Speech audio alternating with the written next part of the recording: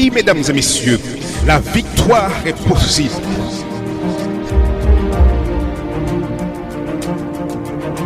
Ne perdez pas espoir.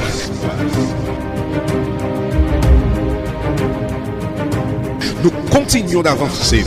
La vie vous met à genoux, mais refusez de rester au sol.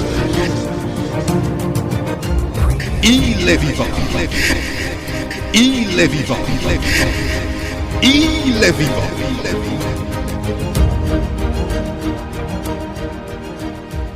Mesdames et messieurs, RJV vous présente votre conférence biblique Voici ton Dieu.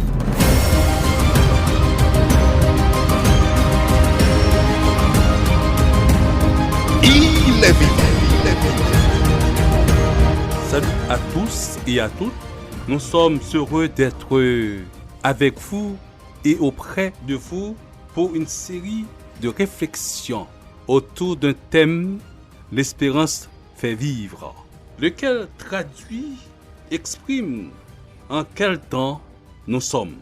Oui, nous vivons, chers auditeurs, chers internautes, en un temps de crise sans précédent et ne savons quoi faire. Ce temps actuel constitue un véritable cauchemar, un véritable problème pour toutes les couches sociales, toutes les nationalités et dans tous les pays du monde. Malgré les multiples progrès de la science au cours de ces dernières années, les problèmes les plus épineux de l'homme, problèmes politiques, cosmiques, économiques, chômage, conflits religieux, problèmes sociaux et les crises sanitaires demeurent. Les événements qui s'y déroulent aujourd'hui semblent marquer un tournant décisif dans l'histoire, lesquels sont des signes qui annoncent une crise sans précédent. Face à ce constat, mesdames, messieurs, quelle est donc l'espérance qui fait vivre? Alors que notre monde se débat pour trouver des solutions aux crises et apporter avec lui de l'espoir, vous êtes invités à regarder au-delà de ces fragiles espoirs et à regarder l'espérance qui fait vivre.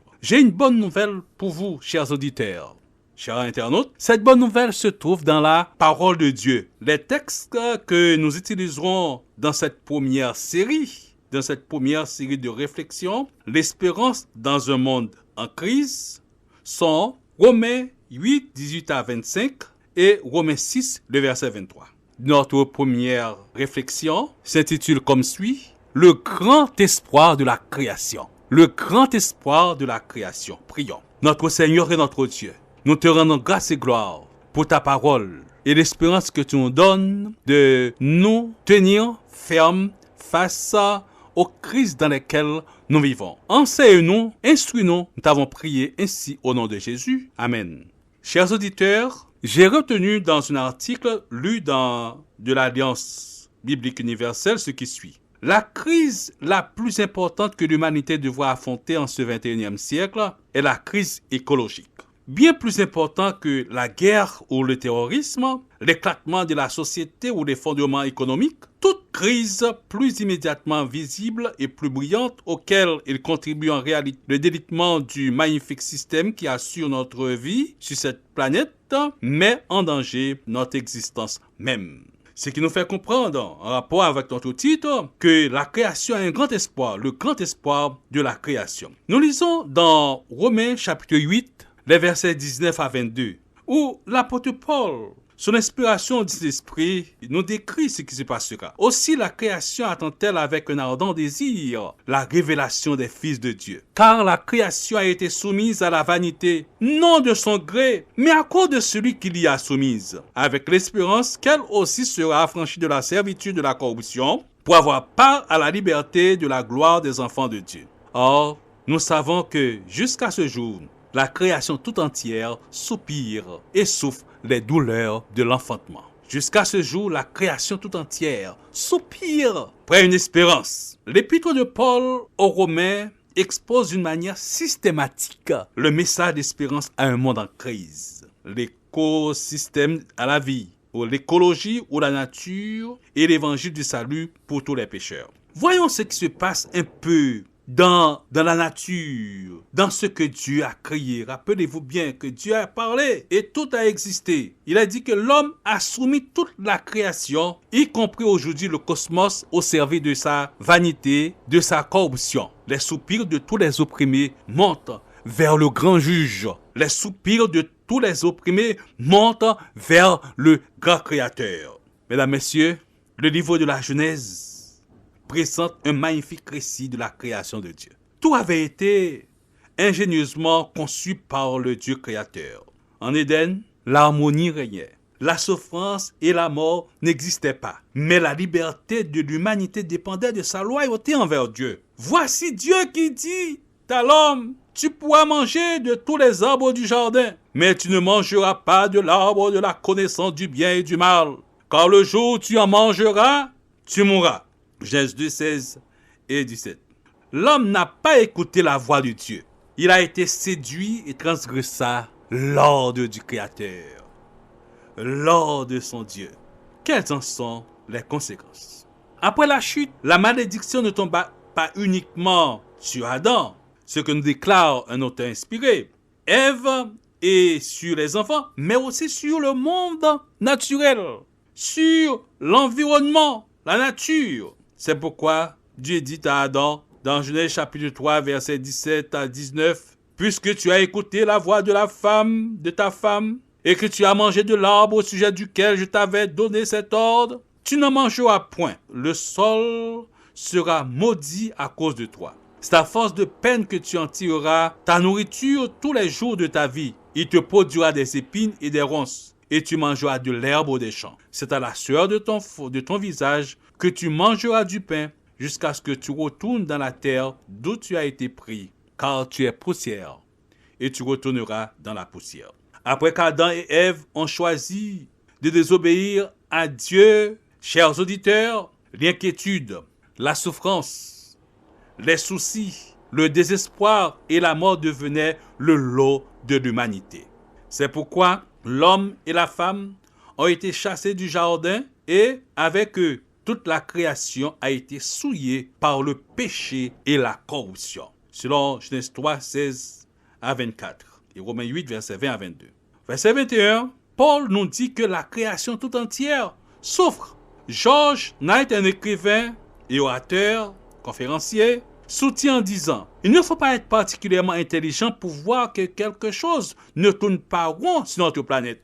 Les mauvaises herbes poussent toutes seules, contrairement au maïs, au blé, aux tomates, et j'en passe. Des puissants tremblements de terre, des tornades, des cyclones, feux de forêt, des sécheresses, des ouragans ont déjà fait des millions de victimes et la maladie frappe le coronavirus partout. Donc, le monde naturel est au bord de l'effondrement. Fin de citation. Y a-t-il de l'espoir? Y a-t-il de l'espérance pour notre nature? La création peut-elle être délivrée de cette servitude de la corruption, de ceux qui se dégradent, se meurent, de ceux qui la polluent? Oui, cette espérance est à l'ordre du jour, nous dit Paul. Il projette la nature dans le futur avec l'idée qu'elle sera un jour affranchie de la servitude de la corruption.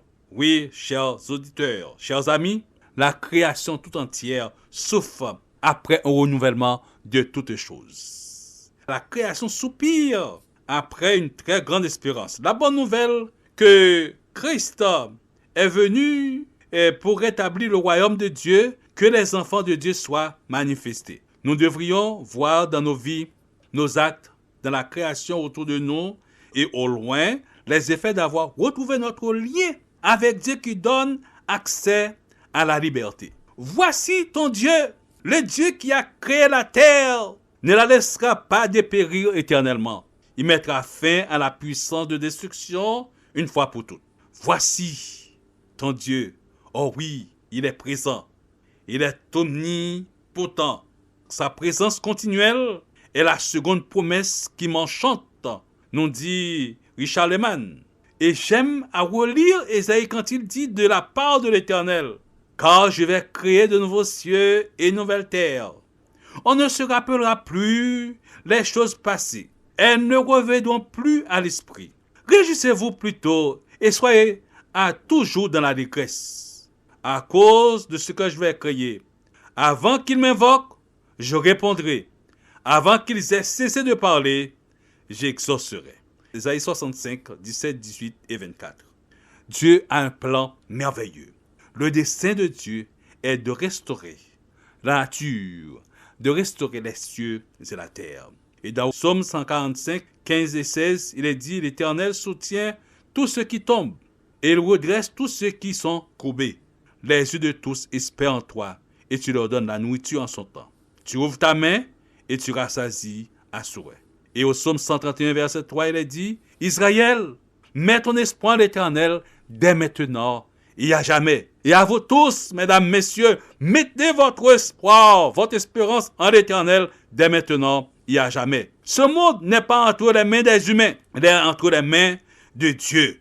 Nous pouvons faire face à l'avenir avec une plus grande confiance. Jésus revient bientôt. Vous pouvez avoir confiance en ce Dieu créateur. Vous pouvez vous reposer en sécurité entre ses mains.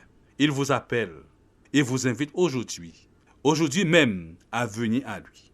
Le Dieu créateur, Jésus le créateur s'adresse à votre cœur en cet instant même. Voudriez-vous lui dire, pendant que nous prions, oui Seigneur, je veux te faire confiance totalement, je veux te faire totalement confiance dans tout ce que tu as créé et je te donne ma vie. Oui, remercions-le. Prions.